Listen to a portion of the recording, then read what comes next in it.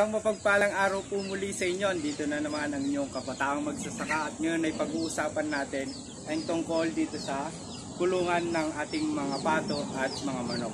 So bago yun, kung hindi ka pa nakasubscribe, mag-subscribe ka na para lagi kang updated sa mga bago natin.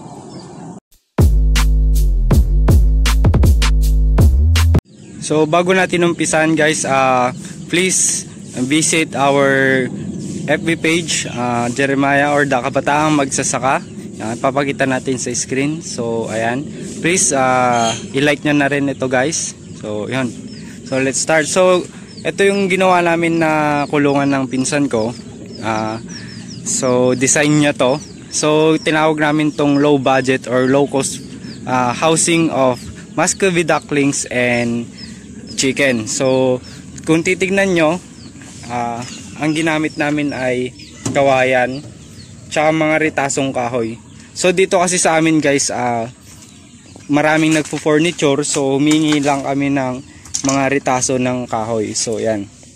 Pero kung hindi naman available sa inyo guys, pwede naman po kayong gumamit ng kawayan na lang. So kahit ganito lang din yung design. So itong yero niya, recycle lang din. So lumang-luma na tong mga to. So ganito yung style ng pagkagawa niya. So dito sa side. So ayan. So ang mga nagastos lang namin dito ay 10% siguro. Kasi ang binili lang naman namin ay itong plastic screen. So hindi ko alam yung exact term niya guys, pero pag binili nyo sa hardware, pag sinabi nyo yun, automatic na yun, alam na nila. Tapos itong lock. So yung mga pako, yun lang yung mga nagastos. So ang style ng pagkainan nila ay ganito. So sliding na lang, tatanggalin mo na lang siya, tapos lalagyan na lang ng pagkain. So hindi na hassle na bubuksan mo pa yung pinto, tapos ilalagay mo pa yung mga pagkain nila dyan. So mas mahirap yon. So itong purpose naman nito, syempre dito natin papasok yung mga kapipisang mga bibe tsaka manok natin. So ayan, kung napapansin nyo yung style sa loob, so ganyan, para mas madaling mahulog yung tae nila, para hindi mag-stack. Yun kasi minsan yung nagkokos ng mabahong amoy, tapos nagkokos na rin ng pagkasakit ng mga alaga natin, ng mga kapipisang pato at manok. So ganyan lang siya guys. So yan, kung mapapansin nyo, open yan. So good yung flow ng air, hindi na stack. Kung alam naman natin guys na paiba-iba yung panahon, so minsan sobrang init. So hindi naman maganda sa mga alaga natin kung sobrang init. Kaya may ganto. So hindi rin naman maganda na sobrang lamig.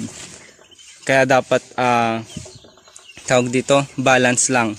So minsan pag medyo malamig sa gabi, lalagyan natin siya ng cover. Kahit sako lang or tolda, kung saan para ma-prevent or hindi lang ganun kalamig. So yan. So double purpose itong bahay nila guys. Kasi dito sa taas, lalagyan siya ng bake kung saan mangingitlog yung mga alaga nating manok. So ayan. So ganito lang. So hindi na hassle magpakain. Hilain mo lang siya, tapos pagka nalagyan na, papasok. So ang kulang pa dito, lalagyan natin siya ng lock dito sa part, para hindi may tulak ng mga alaga natin, baka mahulog. So baka makatakas sila. So ayan, pwede nyo tong gayahin guys. Ayan. So yun nga, sabi natin kanina, kung hindi available sa inyo tong mga gantong kahoy at mahirap, pwede kayong gumamit ng bamboo na lang. Pwede nyo ring gamitin yung bayog pang poste. Dapat yung straight. So yan. So yan. So itong yero, kung mapapansin nyo, baliktad. Hindi siya pababa. So ang purpose lang talaga nito is yun nga, para mas makatipid tayo sa gamit. Tsaka hindi naman na mababasa yung kwan dyan yung mga alaga natin, kahit ganito yung style ng yero na pag hindi siya pababa. So ito pa yung isang ginawa natin guys para sa mga decal brown na chicken natin. So yun yung mga tinatawag natin na organic chicken. So ito na sila. So wala pang isang buwan sa atin itong mga to, pero ang bibilis na lang lumaki, kaya kailangan na natin silang ilipat sa mas malaki, kaya gumawa tayo ulit ng ganito.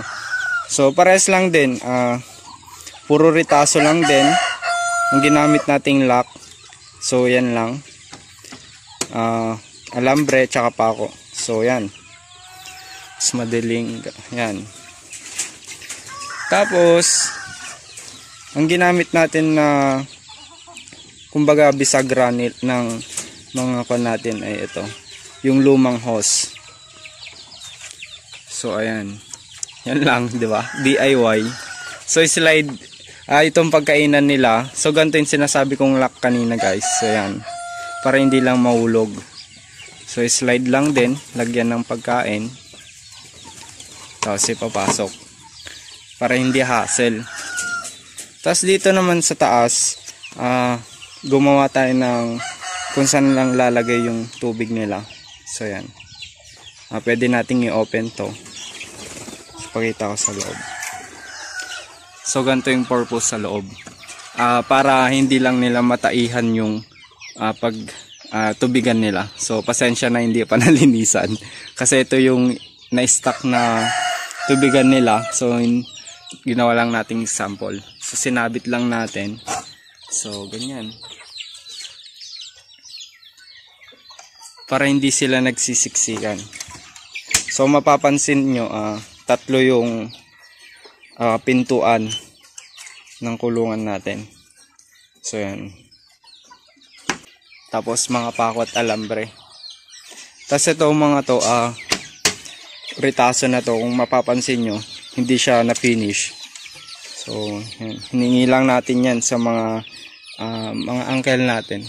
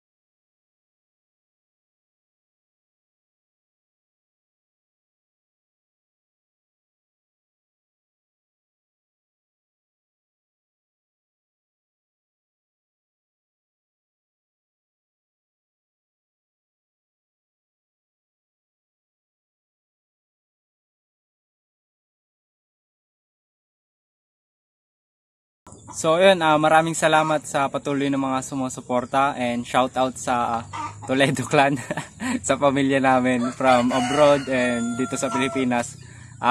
Thank you guys sa suporta. So ayun, ingat kayo lagi and God bless. So ayun, sana nagustuhan nyo yung style ng bahay ng mga alaga nating pato at manok na ginawa namin ng pinsan ko. So ayun, kung nagustuhan nyo to guys, please share and like and subscribe na rin kayo. At syempre huwag kakalimutan na i-like ang ating FB page, Takabataang Magsasaka. So ayun, maraming salamat sa patuloy po na suporta sa inyo, and God bless po.